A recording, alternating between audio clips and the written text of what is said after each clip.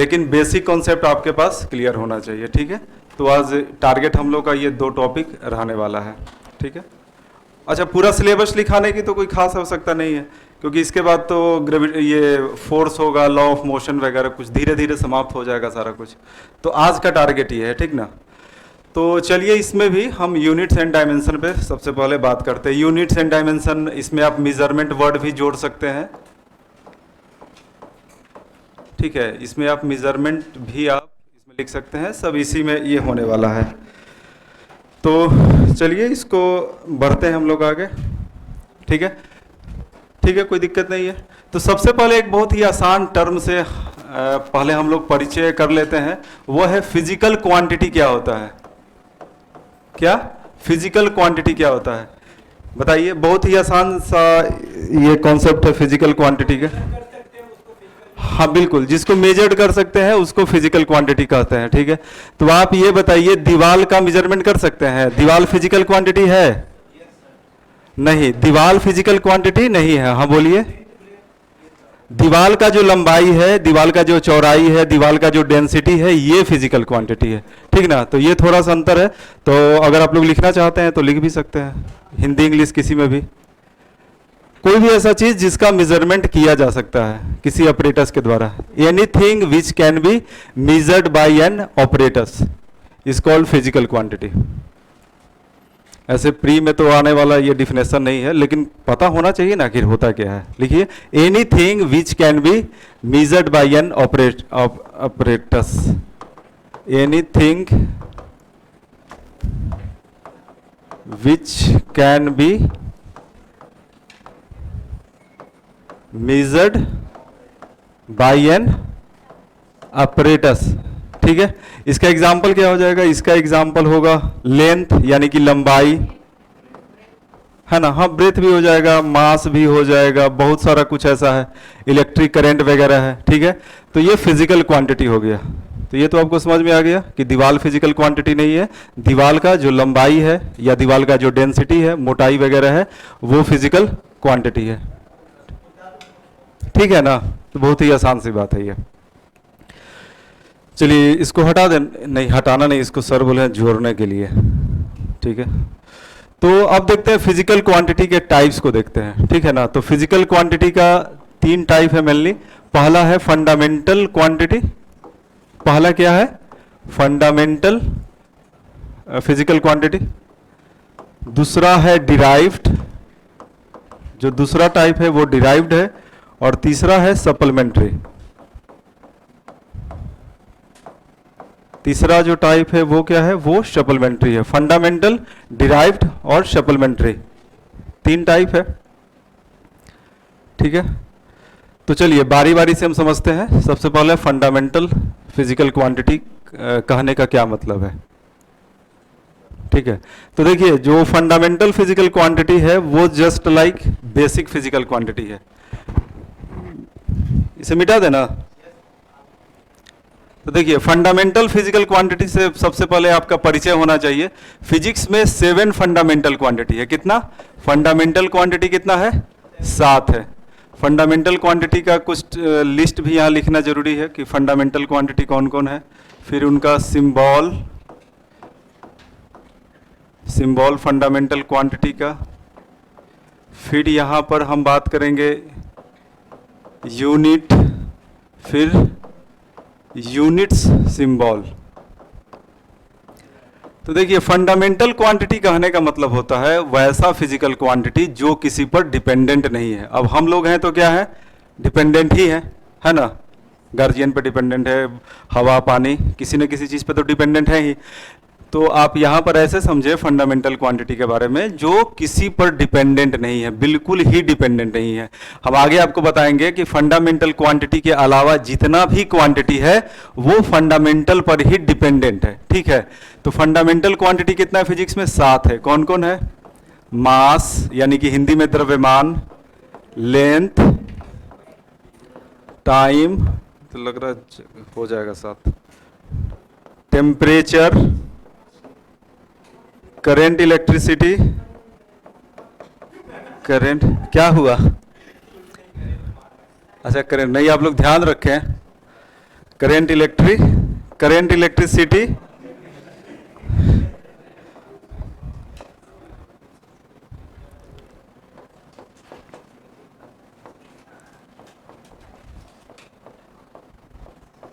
amount of substance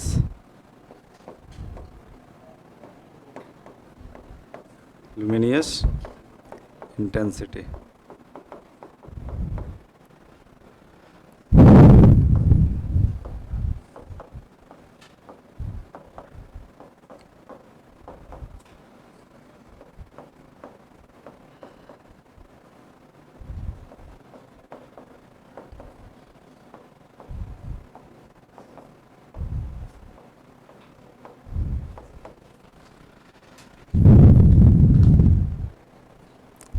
ठीक है, आप लोग इसको लिखते, अरे पहले इसको लिख देते हैं पूरे चार्ट को, फिर इसके बारे में डिस्कस करेंगे।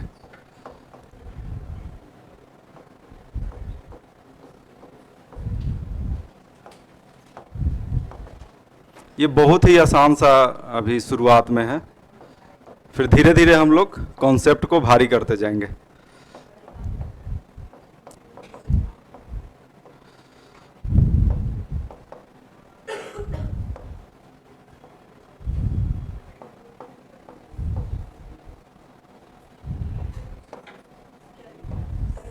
कहाँ पे? ये करंट इलेक्ट्रिसिटी है, लुमिनियस इंटेंसिटी है, ठीक है, और उसके नीचे है अमाउंट ऑफ सबस्टांस। ये किलोग्राम है, मीटर है, सेकंड है, ये केल्विन है, एम्पियर है, कैंडेला है, मोल है।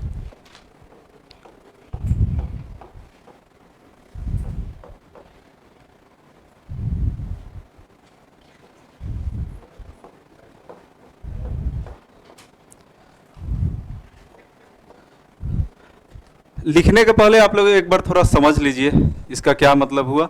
तो ये क्या है? ये 7, 1, 2, 3, 4, 5, 6, 7, ये 7 क्या है? ये 7 फंडामेंटल क्वांटिटी है, यानी फिजिक्स में ऐसा फिजिकल क्वांटिटी जो किसी पर भी डिपेंडेंट नहीं है, जो किसी पर निर्भर नहीं करता है। Mass, length, time, temperature, current electricity, luminous intensity और अमाउंट ऑफ सबस्टांस।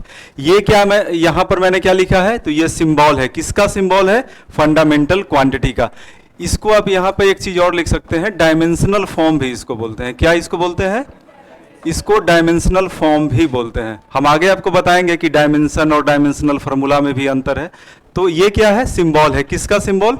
जो फंडामेंटल क्वांटिटी है उनका। देखिए ना, टाइम तो टी, टेम्परेचर का यहाँ के लिखा, यहाँ लिखा हुआ, मास का कैपिटल एम, लेंथ का एल। ये क्या है? ये यूनिट है, किसका यूनिट है? फंडामेंटल क्वांटिटी का। तो यूनिट है, देखिए आप यहाँ देखें, kilogram, metre, second, kelvin, temperature का केल्विन है, और करंट इलेक्ट्रिसिटी का एम्पियर है, लुमिनियस इंटेंसिटी का कैंडेला, और अमाउंट ऑफ सबस्टांस का मोल। और यहाँ पर मैंने क्या लिखा है? ये सिंबल है, किसका सिंबल है? यूनिट का। देखिए यहाँ पर दो चीज आप ध्यान देंगे, ये क्या है? ये फिजिकल क्वांटिटी है, और ये क्या है? यूनिट है। यानी उस फिजिकल क्वांटिटी का मेजरमेंट किसके द्वारा किया जाता है, ठीक है? तो ये उसका यूनिट हो गया। तो ये सिंबल है जिसको डायमेंशन कहते हैं, फंडामेंटल क्वांटिटी का, और जो फंडामेंटल क्वांटिटी का यूनिट है उनका सिंबल ये है। इसको पहले आप लोग लिख लीजिए। हाँ, तो बाकी कुछ लोग होंगे जो नहीं लिखे होंगे, तो आप लोग इसको लिख लीजिए। यहां तक कोई दिक्कत है ना समझने में आपको?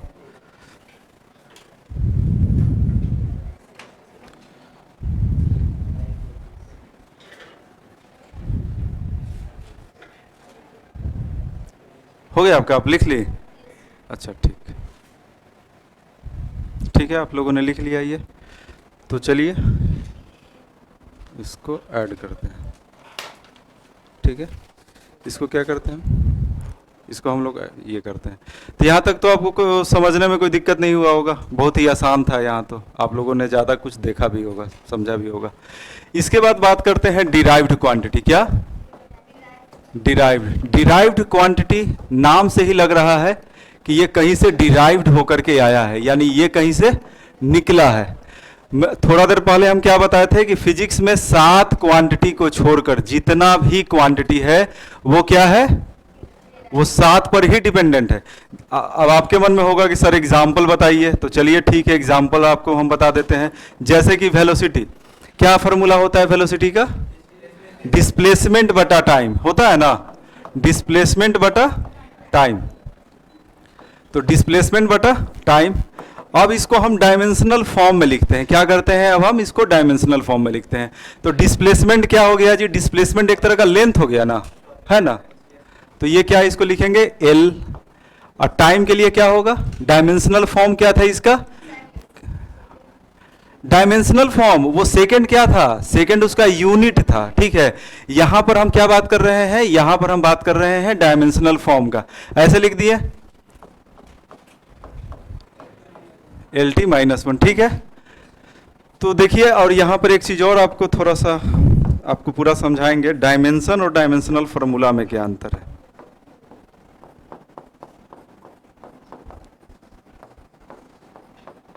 डायमेंशनल फॉर्मूला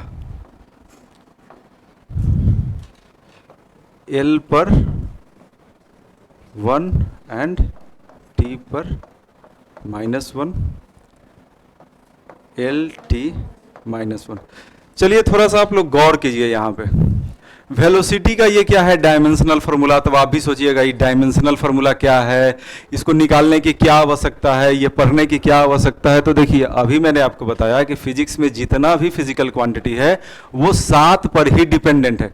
तो डायमेंशनल फार्मूला इसको कहते हैं। तो डायमेंशनल फार्मूला के द्वारा हम आपको ये बता रहे हैं कि जो वेलोसिटी है कैसे फंडामेंटल पर डिपेंडेंट है।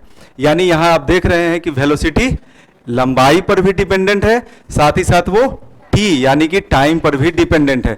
यानी कि डायमेंशनल फार्मूला के माध्यम से क्या किया गया? किसी भी फिजिकल क्वांटिटी को, कोई भी फिजिकल क्वांटिटी आप जानते हो, आपको पता होगा, उसको हम बेसिक के रूप में दिखा देते हैं, यानी कि उसको फंडामेंटल के रूप में दिखाते हैं, ठीक है। यहां तक समझ में आ गया होगा, बहुत ही आसान सी बात है। अब देखिए डायमेंशन क्या होता है और डायमेंशनल फार्मूला क्या होता है। तो वेलोसिटी का डायमेंशनल फार्मूला क्या होगा? वो होगा एल टी -1। एल टी -1 क्या है? ये वेलोसिटी का डायमेंशनल फार्मूला है। अब आपसे कोई ये पूछेगा कि डायमेंशन क्या होता है, तो डायमेंशन कहने का मतलब होता है पावर। क्या? डायमेंशन कहने का मतलब होता है पावर। डायमेंशनल फार्मूला ये पूरा का पूरा हो गया। डायमेंशन हो गया पावर। किस पर पावर? फंडामेंटल पर पावर। अब जैसे आप यहां देखेंगे, आपसे अगर ये पूछा जाएगा कि चलिए आप बताइए तो वेलोसिटी का डायमेंशन क्या होगा, ठीक है। क्या सवाल है? वेलोसिटी का डायमेंशन क्या होगा? तो आपको ये कहना होगा कि सर वेलोसिटी का डायमेंशन लंबाई पर 1 है और टी पर -1 है। समझ में आ गया डायमेंशन और डायमेंशनल फार्मूला में अंतर। तो आप लोग इसको ये कर लीजिए, नोट कर लीजिए। नोट कर लिए ना? ठीक है। हाँ तो कई कीजिए, आराम से कीजिए।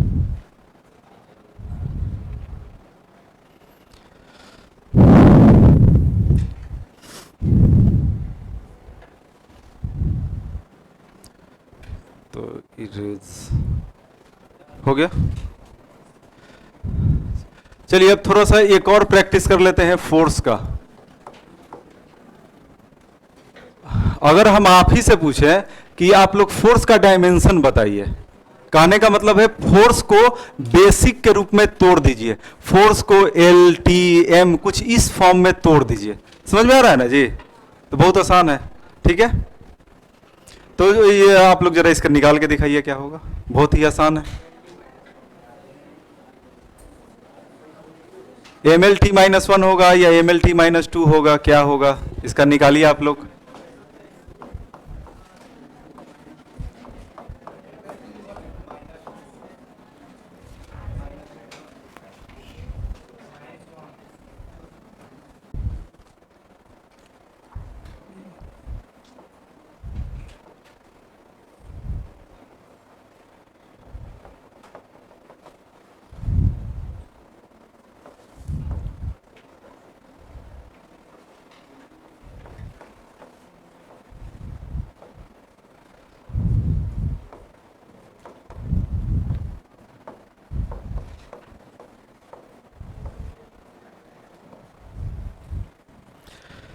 सबसे पहले आप लोग समझ लीजिए कि आखिर ये है क्या। एक बार सप्लीमेंट्री क्वांटिटी कहने का मतलब है वैसा फिजिकल क्वांटिटी जो ना तो फंडामेंटल हो, जिसको आप लोग समझ चुके हैं, और न ही वो डिराइव्ड हो। वो अलग ही है। और इसका भी दो प्रकार है, एक है प्लेन एंगल और दूसरा है सॉलिड एंगल। प्लेन एंगल कहने का क्या मतलब है? प्लेन एंगल जो होता है, जो कोण, जो एंगल आप लोग अभी तक बनाते आए हैं स्कूल टाइम से ही, ऐसा है ना, तो वो क्या है? वो प्लेन एंगल है। और उसको टू डायमेंशनल एंगल भी बोलते हैं। टू डायमेंशनल कहने का क्या मतलब है? टू डायमेंशनल कहने का मतलब दीवार पर एक आप इस तरीके से दो लाइन खींच दीजिए, तो वहां पर जो एंगल बनेगा वो क्या होगा? वो दो डायमेंशनल एंगल होगा। अब यहाँ देखिए, ये 2D एंगल है, यहाँ पर इसको मैंने बना दिया, ये एक आर्क हो गया, इसको हिंदी में चाप कहते हैं, ठीक है।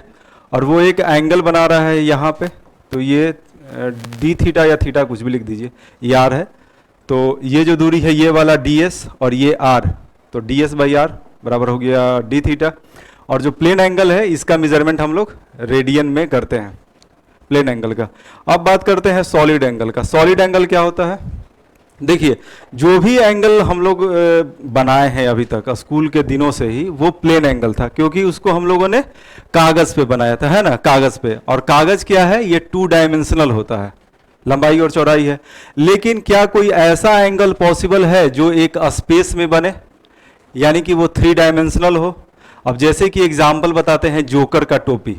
जोकर का टोपी इस तरीके से होता है ना, ऐसा जोकर का टोपी। या जब बर्थडे का पार्टी होता है तो कोन शेप में जो टोपी होता है वो क्या है? वो एक एग्जाम्पल है सॉलिड एंगल का। तब आपके मन में ये भी सवाल होगा कि सर उसमें सॉलिड एंगल कहाँ पर है, जरा बताइए। तो जो कोन, जो इस तरह का कैप है, कैप को जब आप देखिएगा तो जो वहाँ पर दिखेगा एकदम ऐसा निकला हुआ, तो वहाँ पर जो एंगल फॉर्म्ड हो रहा है, जो एंगल बन रहा है, उसको क्या कहते हैं? उसी को कहते हैं सॉलिड एंगल। तो वो थ्री डायमेंशनल एंगल है, यानी कि लंबाई, चौड़ाई, ऊंचाई उसमें तीनों है। तो सॉलिड एंगल आप लोग समझ गए हैं, कोण यहाँ हमने लिख दिया शॉर्टकट में। तो ये थ्री डायमेंशनल एंगल है। और ये फोटो बना दिए हैं वही जो बर्थडे पार्टी में जो कोन शेप का टोपी होता है उसका। तो समझ गए ना, मेन आपको समझना है। और एक चीज और आप लोग गौर कीजिए, देखिए, जो प्लेन एंगल है जहां से क्वेश्चन पूछा जा सकता है, इतना तो बेसिक कॉन्सेप्ट आपका क्लियर हो गया है। थोड़ा माइक, ठीक है। अब सवाल है कि क्वेश्चन यहाँ क्या पूछा जा सकता है एग्जाम में, है ना। सबसे मेन तो यही, आपने समझ लिया कि हाँ प्लेन एंगल ये है, सॉलिड एंगल ये है। सवाल क्या पूछ सकता है? सवाल ये पूछ सकता है, फॉर्मूला पूछ सकता है। यहाँ फॉर्मूला पर आप जरा गौर कीजिए, प्लेन एंगल का। यहाँ पर क्या है? D S by R. D S क्या है जी? डी एस आर्क है, ठीक है। वो एक एंगल बना रहा है, कहाँ पर? किसी भी एक पॉइंट पे। और ये एंगल टू डायमेंशनल एंगल है। सॉलिड एंगल के केस में आप गौर कीजिएगा, यहां पर एक एरिया है, क्या? यहां पर एक एरिया है और वो एरिया एक जगह एंगल बना रहा है। तो यहां पर D A by R square है। तो क्वेश्चन को अगर घुमाना होगा तो इसी को कुछ घुमा भी सकता है कि सॉलिड एंगल में जो एंगल बनाया जाता है वो डी एस के द्वारा बनाया जाता है, यानी आर्क के द्वारा बनाया जाता है, या फिर किसी एरिया के द्वारा बनाया जाता है। समझ गए क्या हम बोलना चाहते हैं? तो इसको आप लोग लिख सकते हैं। नहीं समझे तो बोलिए, एक बार फिर से समझा देंगे। समझ गए ना? यहां पर एक बार फिर से देख लीजिए, यहां पर प्लेन एंगल में जो एरिया बना, वो एरिया वो एंगल किसके द्वारा बना? आर्क के द्वारा। और सॉलिड एंगल के केस में जो एंगल बना, वो एंगल किसके द्वारा बना? एरिया के द्वारा बना, ठीक है। और जो बच्चा वाला बर्थडे पार्टी में, अब यहाँ कहिएगा एरिया क्या होता है, तो ऐसा मान लीजिए कि कैप है, तो उसका सामने वाला जो फ्रंट हिस्सा है वो एरिया हो गया, उसका प्रोजेक्शन हो गया एक पॉइंट पे। तो ये तो ठीक है, इसको मिटा देना, मतलब ऐड कर दे, ठीक है। अब इसके बाद बात करते हैं डायरेक्शन एंड मैग्नीट्यूड के बेसिस पे। डायरेक्शन एंड मैग्नीट्यूड के बेसिस पर फिजिकल क्वांटिटी को दो भागों में बांटा जाता है। किसके बेसिस पे? डायरेक्शन एंड मैग्नीट्यूड के बेसिस पर। कौन कौन सा दो पार्ट है इसका? दो हिस्सों में बांट सकते हैं फिजिकल क्वांटिटी को।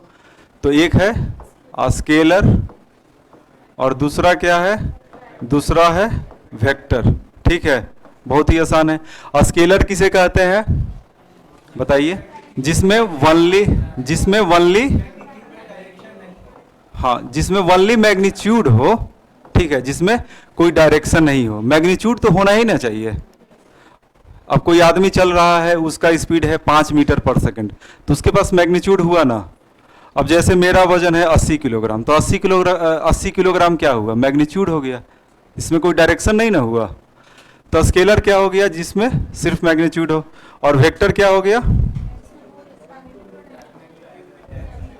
अच्छा, आपसे एक सवाल है कि जिसके पास मैग्नीट्यूड भी रहेगा, जिसके पास डायरेक्शन भी रहेगा, क्या वो जरूरी है कि हमेशा वेक्टर ही होगा?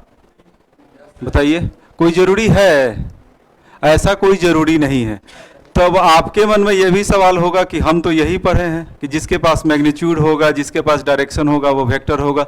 तो सिर्फ इतना से ही वेक्टर नहीं कोई हो जाएगा, तो उसके लिए और क्या होना चाहिए? उसके लिए होना चाहिए follow vector law of addition.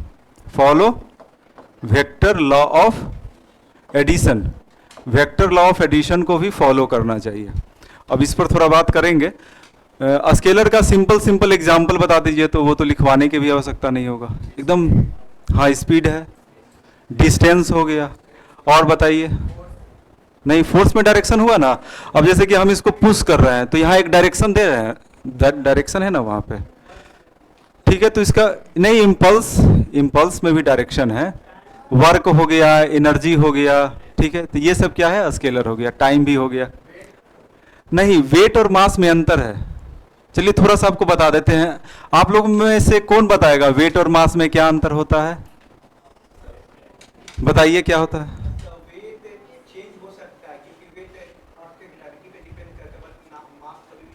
अच्छा, ठीक है। तो इसका फॉर्मूला क्या होता है वेट और मास में?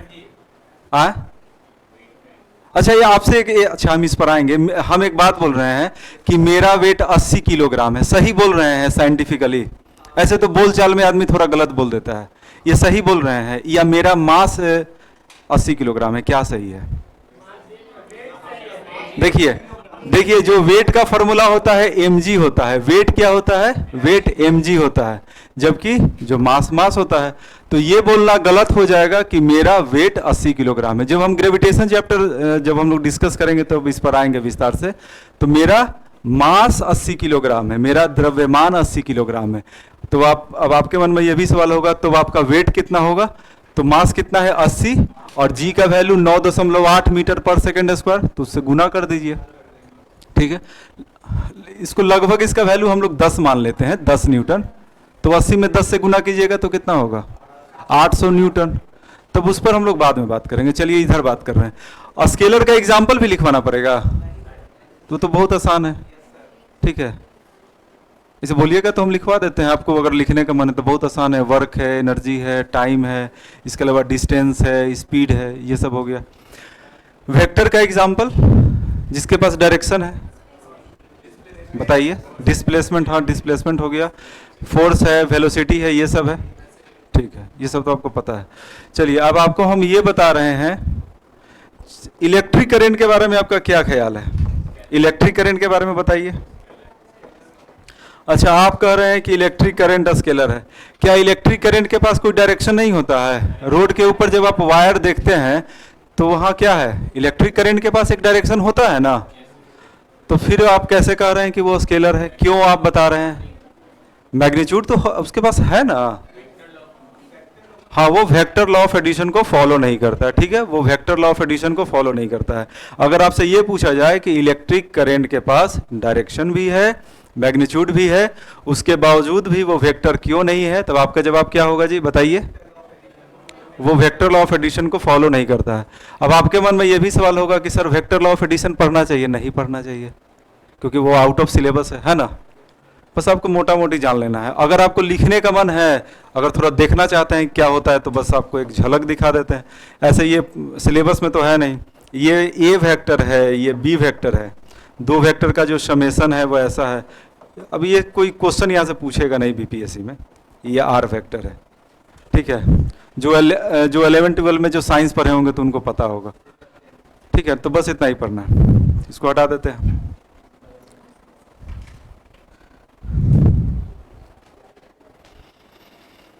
तो यहाँ तक तो हो गया। अब आगे देखते हैं कि इसके बाद क्या पढ़ना है।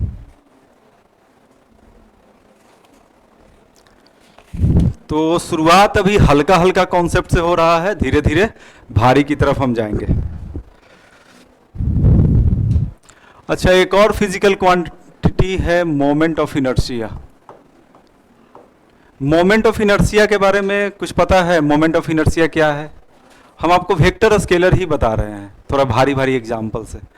ये वेक्टर होगा कि स्केलर होगा कि क्या होगा? चलिए, जब आपको यहाँ, हम बोलिए, ठीक है, हम इस पर आएंगे। क्या है ये? टेंसर है। क्या है?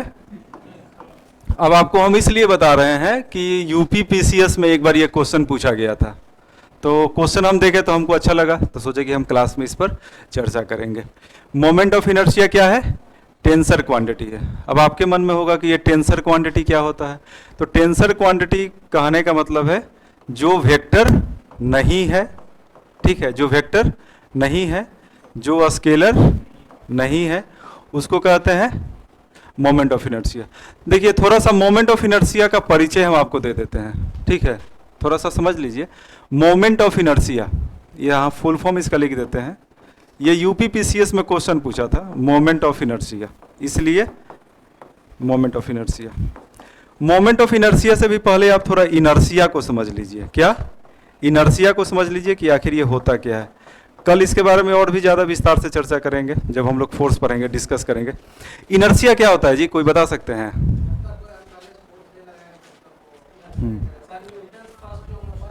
हाँ, इनर्शिया कुछ ऐसा है, देखिए। अच्छा, हम आपसे ये बोलेंगे कि मेरा जो वज़न है, मेरा वज़न 80 किलोग्राम है, इसका वज़न है 100 किलोग्राम। किसको अपने जगह से हटाना ज़्यादा आसान होगा? यानी हमको अपने जगह से हटाना ज़्यादा आसान होगा, इसको अपने जगह से हटाना तुलनात्मक रूप से थोड़ा ज़्यादा कठिन होगा। इसके पीछे वजह क्या है? इसके पीछे क्या कारण है? इसके पीछे कारण है इसका मास, है ना, इसका मास। तो जो बॉडी का इनर्शिया होता है वो डिपेंड करता है मास पर। किस पर? मास पर। जिसका मास यानी जिसका द्रव्यमान जितना ज़्यादा होगा, इसका मतलब उसका इनर्शिया उतना ही ज़्यादा होगा। यहाँ हिंदी में जरा आप देखिएगा, जड़त्व, यानी कि उसका जड़ उतना ही मजबूत है, आप कह सकते हैं। यानी जिसका द्रव्यमान ज़्यादा है वो अपने पोजीशन से चाहेगा कि हम नहीं हटे, उसके लिए आपको ज़्यादा फोर्स लगाना पड़ेगा। तो वो तो खैर बाद में आपको यहाँ बताएंगे। ये समझ गए ना इनर्शिया क्या होता है? और इनर्शिया किस पे डिपेंड करता है? मास पे। जिसका ज़्यादा मास होगा उसका इनर्शिया ज़्यादा होगा। चलिए, इनर्शिया को तो समझ गए, अब जरा मोमेंट ऑफ इनर्शिया को समझते हैं। हाँ बोलिए। नहीं, इनर्शिया जो है वो सिर्फ आपका मास पे डिपेंडेंट है, ठीक है। नहीं नहीं, वहां जब हम डिस्कस करेंगे तो और आपको हम विस्तार से बताएंगे। इनर्शिया सिंपली बॉडी का प्रॉपर्टी है, ठीक है, मेरा प्रॉपर्टी है, आपका प्रॉपर्टी है। जिसके पास भी द्रव्यमान है, जिसके पास भी मास है, उसका एक गुण होता है, उसका एक प्रॉपर्टी होता है, उसी को इनर्शिया कहते हैं, ठीक है। चलिए, अब जरा मोमेंट ऑफ इनर्शिया को भी समझ लेते हैं। मोमेंट ऑफ इनर्शिया का फॉर्मूला होता है mr²। कई बार बीपीएससी डायरेक्ट ऐसा फॉर्मूला भी पूछ देता है एग्जामिनेशन में कि मोमेंट ऑफ इनर्शिया का क्या फॉर्मूला होगा। एक एग्जाम्पल बता रहे हैं, ठीक है, तो आपको ये पता होना चाहिए।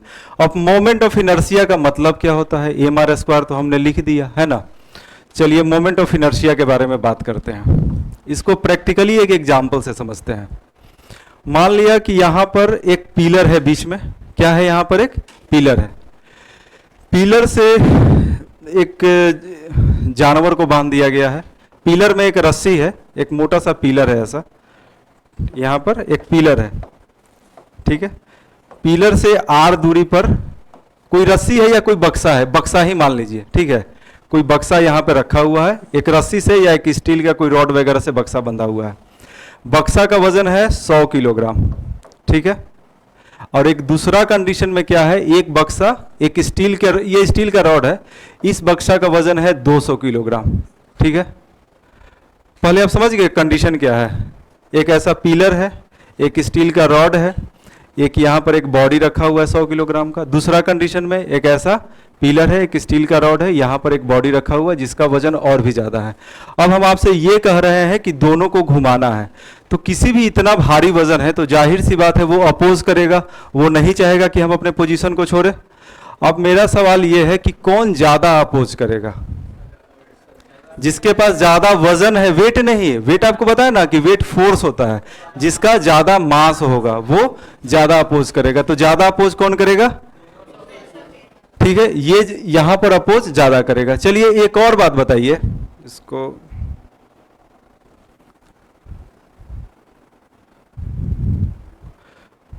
हाँ, और यहां पर देखिए मोमेंट ऑफ इनर्शिया का कॉन्सेप्ट यहीं पर आता है। क्या?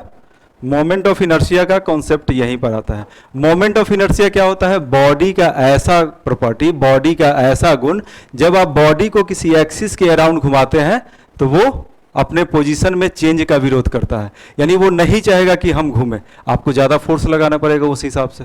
तो समझ गए मोमेंट ऑफ इनर्शिया क्या है? फिर से एक बार, इनर्शिया क्या है? बॉडी का एक ऐसा प्रॉपर्टी है जिसके कारण वो अपने मोशन का विरोध करना चाहता है, स्ट्रेट लाइन मोशन का।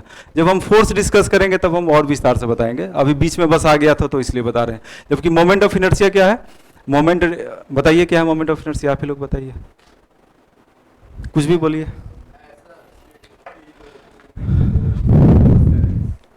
कैसा मूवमेंट को अपोज करे? एक्सिस के अराउंड। किसके अराउंड? एक्सिस के अराउंड। और इनर्शिया क्या होता है? स्ट्रेट लाइन मोशन का विरोध करे। इनर्शिया क्या है? जो अपने स्ट्रेट लाइन मोशन का विरोध करे। अब मोमेंट ऑफ इनर्शिया किसी एक्सिस के अबाउट मोशन का विरोध करे। ठीक है, समझ गए? और मोमेंट ऑफ इनर्शिया का क्या फॉर्मूला होता है जी? mr²।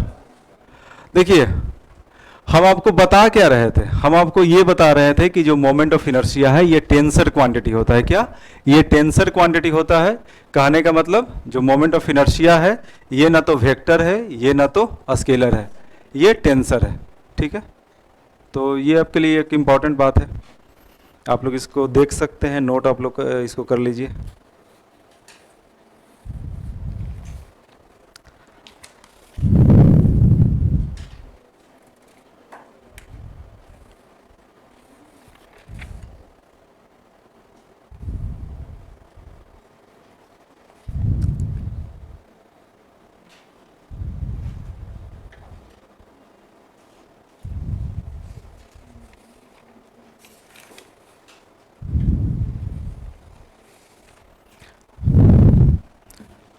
ठीक है, ये हो गया।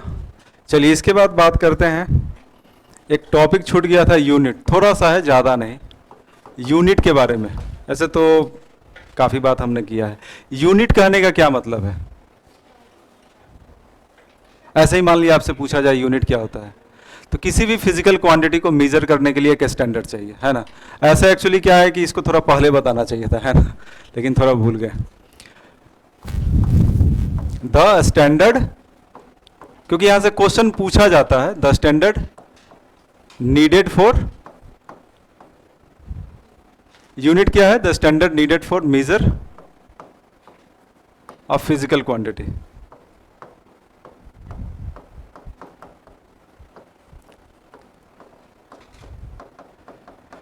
तो ऐसा नहीं है कि ये परिभाषा आपके एग्जाम में पूछा जाएगा, लेकिन आप लोग लिख सकते हैं, यहां से आपका बेसिक कॉन्सेप्ट क्लियर होगा। तो एक ऐसा स्टैंडर्ड जो किसी फिजिकल क्वांटिटी के मेजर्ड करने के लिए जिस स्टैंडर्ड का यूज़ किया जाता है, और उसके बारे में तो पूरा कहानी मैंने आपको बता दिया। अब इसके कुछ सिस्टम के बारे में बात कर लेते हैं। MKS system, CGS system, FPS system और SI सिस्टम। देखिए आप लोगों में से जो गांव देहात के होंगे तो उनको पता होगा कि कुछ मन भी होता है। मन के बारे में सुने हैं? सोनार के दुकान में आप लोग जब जाएंगे, गोल्ड स्मिथ के दुकान में, तो वहां भरी होता है, यानी कि वजन मापने का, यानी कि द्रव्यमान यानी कि मास को मेजर करने का बहुत सारे स्टैंडर्ड है।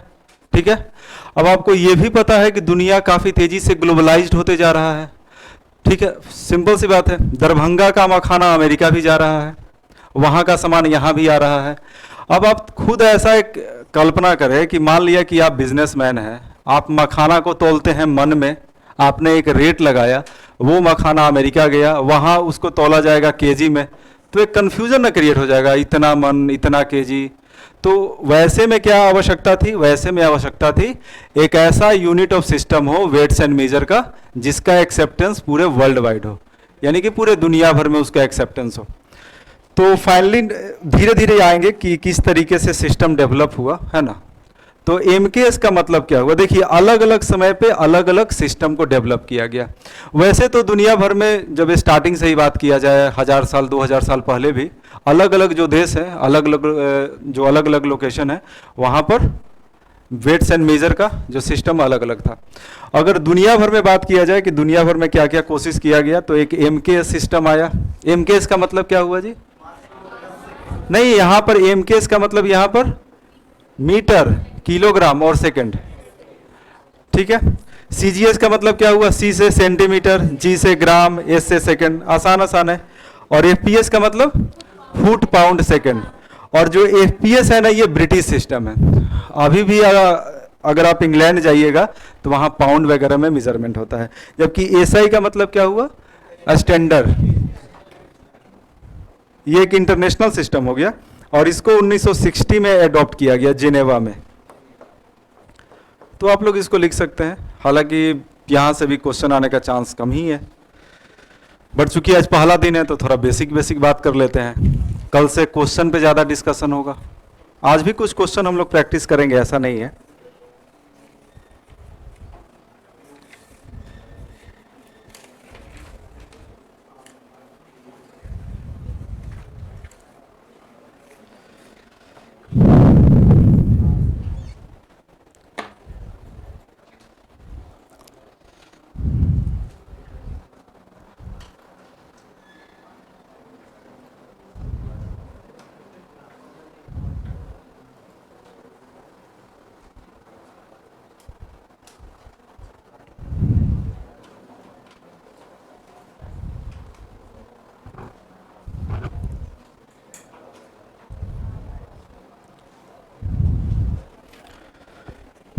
ये तो हो गया।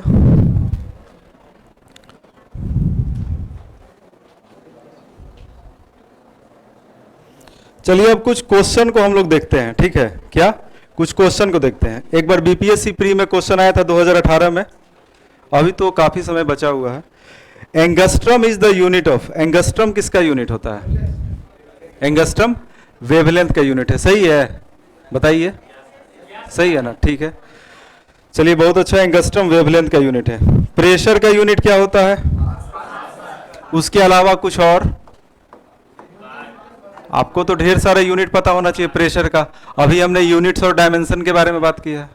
कुछ ऐसा बताइए, न्यूटन, मीटर, कुछ इस तरीके से बताइए। न्यूटन मीटर स्क्वायर या न्यूटन पर मीटर स्क्वायर? हाँ, क्योंकि ऑप्शन तो बहुत क्लोज होगा। अच्छा, प्रेशर बराबर क्या होता है? इसका डायमेंशनल फार्मूला भी आप आसानी से निकाल सकते हैं, है ना। क्वेश्चन वो भी तो पूछा जा सकता है। फोर्स का क्या होता है जी, बताइए? MLT-1 है, ठीक है, ये तो बहुत आसान है। MLT-2। एरिया का क्या होगा? L के पावर 2। इस देखिए, इसको बोलने का एक तरीका है साइंटिफिकली, L के पावर 2। L स्क्वायर बोला नहीं जाता है, ऐसे आप रफली बोल भी सकते हैं। हाँ ठीक है, तो यहां पर क्या होगा? L-1 T-2, ठीक है। तो एक चीज और देखिए, कुछ लोग इसको याद भी कर लेते हैं, तो इसको याद करना चाहिए, इसको याद नहीं करना चाहिए, नहीं तो बहुत खिचड़ी पक जाएगा, हौच पौच हो जाएगा। बस आपको निकालना पता होना चाहिए। अच्छा, एक सवाल और है, बीपीएससी प्री में आया था 2019 में। वो सवाल ये है, यहां लिख भी देते हैं। क्वेश्चन है, which one of the following quantities does not have unit, ठीक है। ऑप्शन है, कहाँ गया ना, stress, A option, B option क्या है, फोर्स।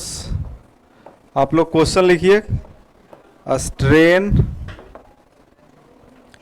D pressure. ये क्वेश्चन है बीपीएससी प्री 2019, बीपीएससी 2019।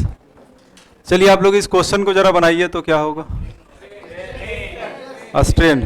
अच्छा, इस क्वेश्चन को सॉल्व करने का जो पहला स्टेप क्या होना चाहिए कि सबका फॉर्मूला आपको पता होना चाहिए, है ना। तो स्ट्रेन का फॉर्मूला क्या होता है, आपने बोल दिया, तो कैसे मतलब याद किए हैं प्रीवियस ईयर क्वेश्चन। चलिए ठीक है, पता है, अच्छा बात है। देखिए आपको सबका फॉर्मूला होना चाहिए, कोई जरूरी तो नहीं है कि जो ये जहां पर ऑप्शन दिया हुआ है ऐसा ही 4 ऑप्शन दे दे, इसका कोई तो ठीक नहीं है। तो इसको सॉल्व करने का, इसको टैकल्स करने का तरीका क्या है, टैकल्स करने का तरीका यही है कि जो मेन फिजिकल क्वांटिटी है उसका फॉर्मूला आपको पता होना चाहिए। ठीक है, जैसे अभी थोड़ा देर पहले बताया मोमेंट ऑफ इनर्शिया, तो ऐसे ही कम से कम फिजिक्स में 100 के आसपास फॉर्मूला आपको याद होना चाहिए। अब इस क्वेश्चन को बनाने का भी तरीका वही है। स्ट्रेस क्या होता है, स्ट्रेस बताइए क्या होता है। स्ट्रेस एक तरह का प्रेशर हो गया, ठीक है, तो फोर्स बटा एरिया हो गया। अब आप इसका निकाल सकते हैं, डायमेंशन निकालिए, यूनिट निकालिए, उसके बाद चेक करना है फोर्स का मास गुने एक्सेलरेशन। अब इसके बाद आप चेक कीजिए। स्ट्रेन क्या होता है, चेंज इन लेंथ बटा ओरिजिनल लेंथ। क्या होता है, चेंज इन लेंथ बटा ओरिजिनल लेंथ। प्रेशर क्या होता है सर, बताइए आप लोग, फोर्स बटा एरिया, ठीक है। इसके अलावा मान लिया जाए क्वेश्चन ये रहता कि मतलब क्वेश्चन को थोड़ा और घुमा दिया जाता, इनमें से कौन ऐसे दो हैं जिनका दोनों का डायमेंशन सेम हो। हाँ, क्योंकि क्वेश्चन का कोई ठीक नहीं ना है, क्वेश्चन कितना भी ट्विस्ट किया जा सकता है। तो ये 2000, तो आंसर हो गया ये।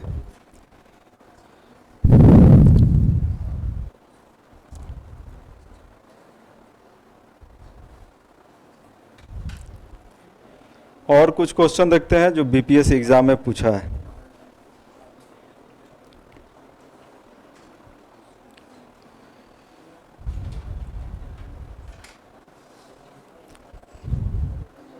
कुछ क्वेश्चन प्रैक्टिस कर लेते हैं, फिर मोशन जो अगला चैप्टर है उसका शुरुआत करेंगे।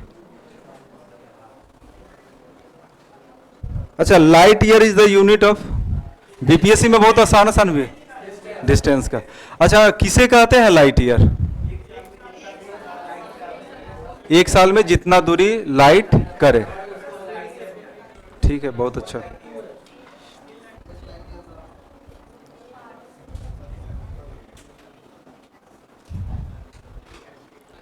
अच्छा, एक सवाल हम आपसे पूछ रहे हैं, ठीक है, एक सवाल हम आपसे पूछ रहे हैं, आप लोग क्वेश्चन को थोड़ा लिखिएगा भी। Light year is a unit of measurement for, लिखिए क्वेश्चन है, light year is a unit for, light year is a unit for measurement of, unit for measurement of, unit for measurement of, option लिखिए, very large distance, option है पहला very large distance, अगला time interval इन year, time interval इन year, time interval इन year, तीसरा option है amount of light received on earth in a year, C option है amount of light received on earth in a year, चौथा है mass of atom. सोच के बताइए, confusion है। अच्छा ठीक। अच्छा, लाइट ईयर होता क्या है, लाइट ईयर क्या होता है, लाइट एक वर्ष में जितना दूरी, क्या जितना डिस्टेंस कवर करता है, क्या डिस्टेंस कवर करता है, ठीक है। तब ऑप्शन आप खुद से एक बार पढ़िए, डिस्टेंस कवर करता है। सी क्या है, जरा सी, जरा क्वेश्चन सी ऑप्शन पढ़िए। तो अमाउंट ऑफ लाइट है ना, तो लाइट ईयर लाइट नहीं है, कंफ्यूजन हो जा रहा है, लाइट लाइट ईयर है, हाँ तो लाइट है, नहीं, लाइट ईयर क्या है, इससे डिस्टेंस मापा जाता है, ठीक है। तो इसका आंसर क्या होगा, इसका आंसर ए होगा, लाइट ईयर। अच्छा, एक ऐसे ही क्वेश्चन पूछ रहे, लिखने की आवश्यकता नहीं है। Light year is the unit of length, mass, time, area. Time बताइए, डिस्टेंस का, ठीक है, कोई बात नहीं है। आप लोग घर जाकर प्रैक्टिस भी तो करना है ना, तो प्रैक्टिस ढेर सारा कीजिएगा।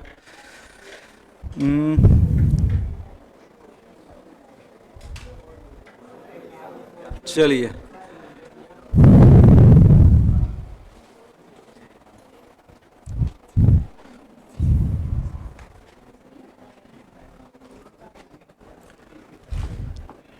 कुछ और क्वेश्चन इसी से जुड़ा हुआ जो एग्जाम में पूछा है।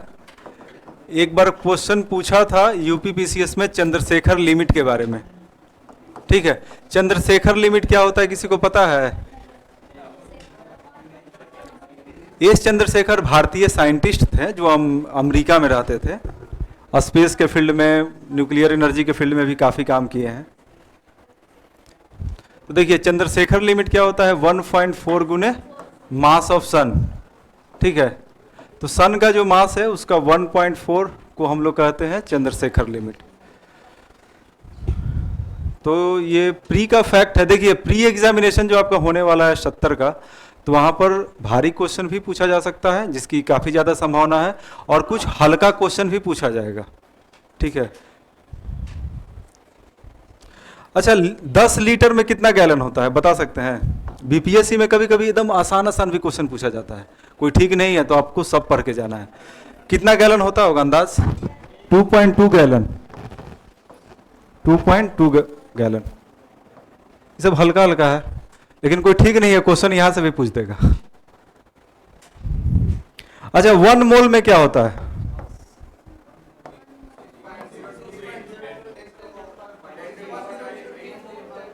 चलिए आप ही बताइएगा क्या होगा। 6.022। 10 के पावर 23 होगा या -23 होगा? माइनस या माइनस? बताइए सोच के। अच्छा थोड़ा देर पहले हम आपको बताए थे मोल। मोल कहने का मतलब क्या था? अमाउंट ऑफ सब्सटेंस, पदार्थ की मात्रा, यानी परमाणुओं की संख्या, नंबर ऑफ एटम्स कितना है, नंबर ऑफ आयंस कितना है। तो माइनस कहने का क्या मतलब है? माइनस कहने का मतलब क्या? 0.000। ठीक ना?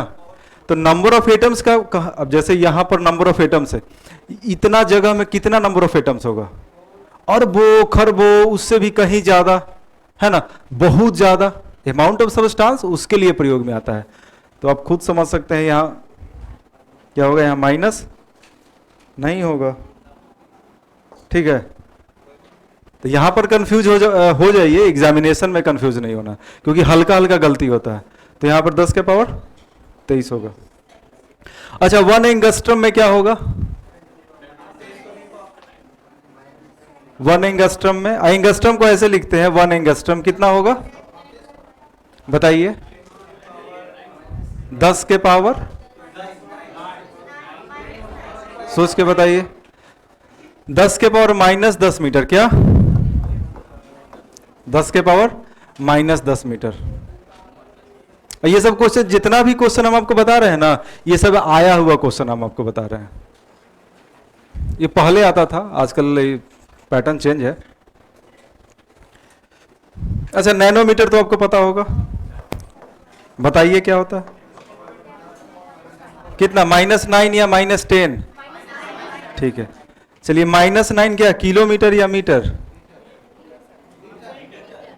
ठीक है, क्योंकि यहां भी आपको ध्यान रखना है, यहां भी बहुत कंफ्यूजन हो सकता है, क्योंकि कितना बार क्या हुआ, यहां ऑप्शन आपको किलोमीटर दे देगा, ऐसा ट्विस्ट करके देगा फंसाने के लिए। हाँ, तो सेंटीमीटर में चेंज करने के लिए आपको खुद चेंज करना होगा। 100 सेंटीमीटर में कितना होता है? 1 मीटर। 1 मीटर में तो आपको कैलकुलेशन वहां कर लेना होगा। हाँ, तो आप कैलकुलेशन कर लीजिए ना, चाहे सेंटीमीटर में पूछे, मिलीमीटर में पूछे, माइक्रोमीटर में पूछे, तो आपको खुद कैलकुलेशन वहां करना है, और घर जाके आप लोग प्रैक्टिस कीजिएगा इस पे।